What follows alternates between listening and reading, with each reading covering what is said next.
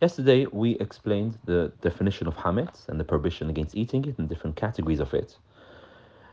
With Pesach, it's unique. Aside from the prohibition against eating, there is also the owning of hametz. So this is mentioned twice in the Torah as a negative prohibition. V'lo yera'eh lecha hametz, v'lo yera'eh lecha seor. You shall not see hametz in your possession over the 7 days of Pesach. And also, seor lo yimatzeh bebatechem. You must not also find hametz in your house.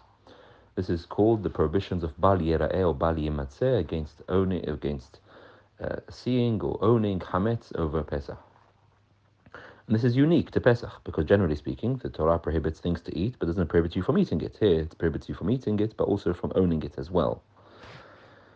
And aside from this, there is a further positive commandment. Torah tells us, Ach bayom harishon tashbitu seor mibatechem, in Parashat Bo, which tells us that from the eve of Pesach, there is a positive commandment for a person to get rid of the hametz in their house, which means as follows. And that means, sorry, when I say that before Pesach, I mean from the time the Korban Pesach was sacrificed, which was from Hatzot, from midday, which means as follows. From a midday before Pesach, there is an obligation from the Torah, a positive commandment, to dispose of all hametz.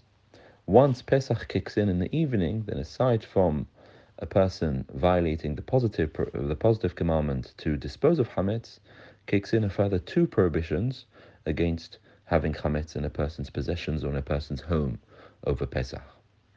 So it's a negative prohibition, it's severe, it doesn't carry the same punishment as eating, which is karet, which we talked about yesterday. It's a negative prohibition which carries the consequence of malkut, of lashes. The Hachamim added on, and they said, since, as we said yesterday, you can be confused with a cloudy day, 1 hour before midday, we get rid of the hametz. And they only did 1 hour, not 2 hours, because eating is more severe. So with eating, we explained yesterday, they added on an extra 2 hours. Whereas with disposing of hametz, they added on 1 hour, because it's less severe than eating. And this is why you have the times on the day before Pesach, the times we have to stop eating chametz, which is normally around 11 o'clock in the UK, or so, or it can be earlier depending whether the clocks have changed or not. And then an hour later will be the time for disposing of hametz. Now, the Torah tells us it should not be seen to you, which can be understood prima facie at least, that this means you can't see hametz in your house. However, the Hachamim understood, the Torah tells us, v'lo yera'eh lecha, that you cannot see for yourself, i.e., it has to be things which are in your possession in order to violate this commandment.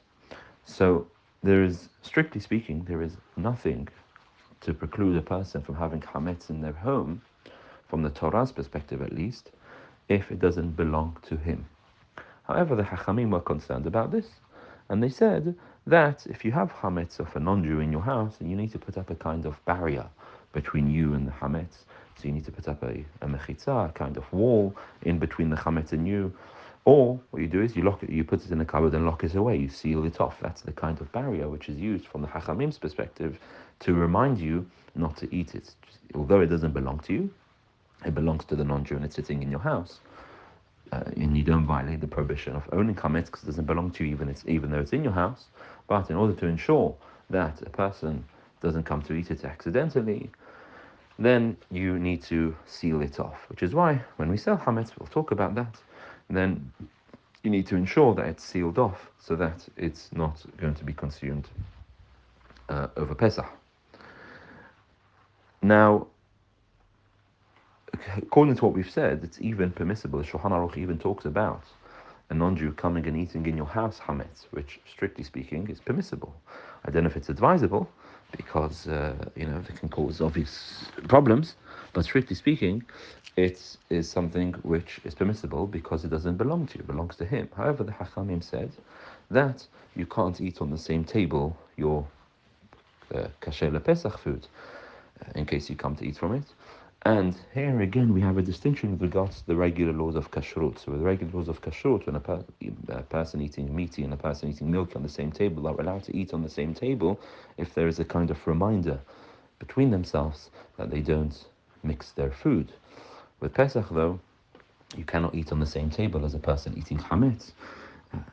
Not only, even if there is a kind of reminder that not to eat it, because we're concerned that the food, the crumbs, may end up in each other's food. And this is why we can't eat on the same table. But strictly speaking, if a non-Jew wanted to come to your house and eat, it's permissible. Which brings out the point that the Torah's prohibition against owning chametz or having chametz in your home is the only chametz which a person owns.